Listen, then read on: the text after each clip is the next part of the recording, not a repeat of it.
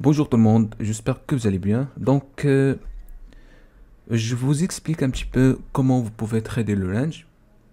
Même, je suis contre ça, mais juste vous montrer vraiment comment vous pouvez euh, bénéficier de trading range si vous voulez, si jamais vous tradez par exemple un marché, il fait toujours du range. C'est-à-dire comment vous pouvez déterminer les points d'entrée en fonction de footprint. Donc, ça c'est l'SP500 au range 8 et vous allez voir par exemple ici on a eu une zone de consolidation, d'accord. Comment on peut déterminer d'abord le range? Ici, vous allez voir que les points de contrôle, c'est à peu près au même niveau, d'accord. Donc, directement, on peut savoir où est le bas du range, d'accord. Si vous voyez ici le séquençage qu'il y a eu ici, donc ça montre effectivement l'engagement de plusieurs traders qui s'intéressent vraiment par ce niveau de prix, 5142, 5143. Donc, vous avez aussi un volume important, vous voyez 6784. Donc, on sait que ça, effectivement, c'est un volume très important des côtés ZAS, ou bien des acheteurs agressifs. On voit aussi le delta 502. D'accord. Maintenant, regarde ce qui s'est passé. Le marché commence à confronter un petit peu. Ici, on a quoi? Tout simplement, on a le haut du range. Regarde, à ce niveau-là.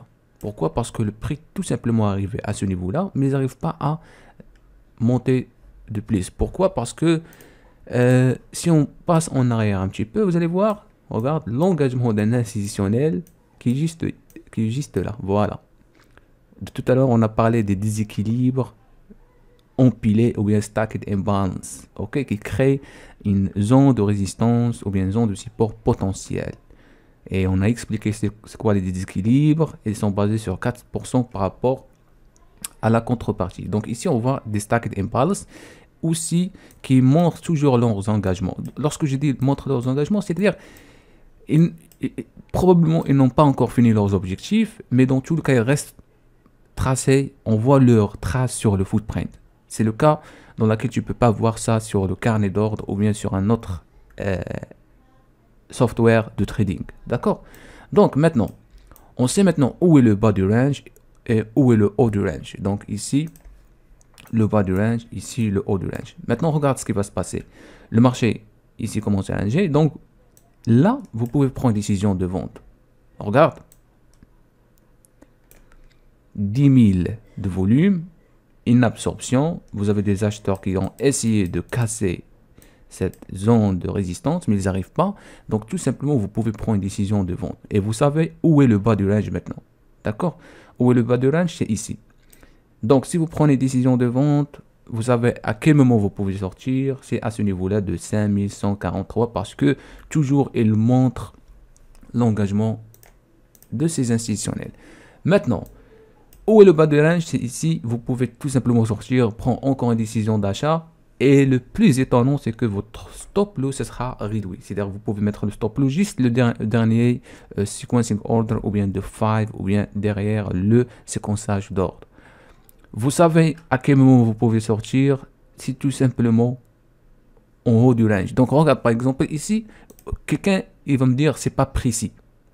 Mais voilà la zone. Probablement vous vous habituez à utiliser l'analyse technique jusqu'à qu'on touche la zone de résistance. Non, mais c'est pas forcément parce que regarde, avec le footprint, vous pouvez directement déterminer où est le volume le plus important. On a parlé vraiment de ça, où est la zone de valeur, où est le point de contrôle le plus important. Donc ici, par exemple, on voit sur cette bougie 1200, 1095 et en plus de ça, vous avez juste en haut un petit peu 400, 317. Tout ça, ce sont des big orders, des passifs. C'est là ce qui protège leur zone. Donc, une fois on arrive dans cette bougie-là, ce qui s'est passé, regarde, pile poil à peu près sur ce niveau-là. Ça sert comme une zone de résistance. Donc, ça, ce qu'on appelle le bas, le haut du range. Donc, vous pouvez toujours sortir de cette zone et prendre encore une décision de vente. Lorsque vous prenez une décision de vente, vous savez encore où est le bas du range. C'est justement ici. D'accord, le séquençage d'ordre. Donc, regarde, juste on arrive au bas du range. Regarde encore comment la réaction du marché ici. Donc regarde, on voit augmentation de volume 4000, 8000. D'accord? Si par exemple vous voulez prendre une décision d'achat, tout simplement vous placez un ordre limite pour achat et votre stop loss ça sera derrière le bas du range. D'accord? Donc comme ça vous tradez le haut et le bas du range. S'il y a vraiment un mouvement neutre du marché, ou bien pendant la session, par exemple aujourd'hui c'est lundi, le marché n'a fait rien, tout simplement il fait juste du range haut et bas, d'accord? Donc euh, ça c'est par rapport comment trader le range, d'accord? Donc j'espère que ça a été clair pour vous. Et mon conseil, franchement, c'est pas la peine de trader des mouvements range parce que parfois ça prend énormément de temps. Parce que vous savez que le range, c'est là où les acheteurs et les vendeurs s'intéressent par le prix et probablement créent une zone de valeur. Donc on ne sait pas effectivement ou bien précisément où il va le marché à un moment donné. Est-ce qu'il va s'éclater pour continuer vers le haut ou bien il va s'exploser pour continuer vers le bas. Donc voilà, j'espère que cette vidéo ça vous plaît et on se revoit à bientôt. Merci.